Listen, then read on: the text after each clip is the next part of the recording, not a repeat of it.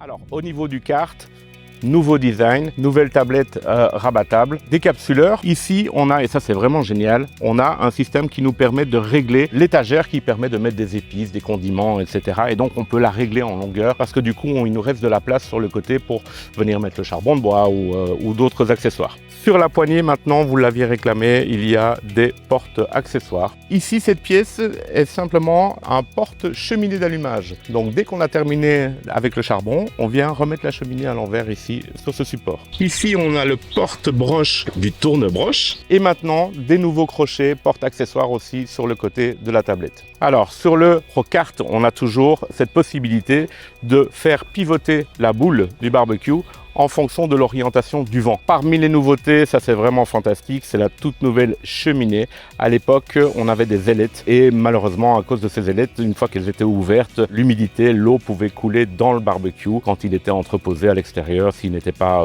couvert. Ici maintenant, on a un couvercle complet et un nouveau système de réglage de la cheminée qui est ultra précis. À l'époque, le cendrier était en une seule pièce. Maintenant, le cendrier est amovible, mais on a un système de réglage de la ventilation qui est indépendant. À l'intérieur du barbecue, toujours la fameuse grille en fonte, dépliable, réglable sur 3 niveaux. À l'intérieur, la grande nouveauté de ce barbecue, c'est le système de vortex qui remplace l'ancien diffuseur. Alors ce vortex va permettre une meilleure diffusion de la chaleur, aussi bien sur les côtés qu'au centre du barbecue.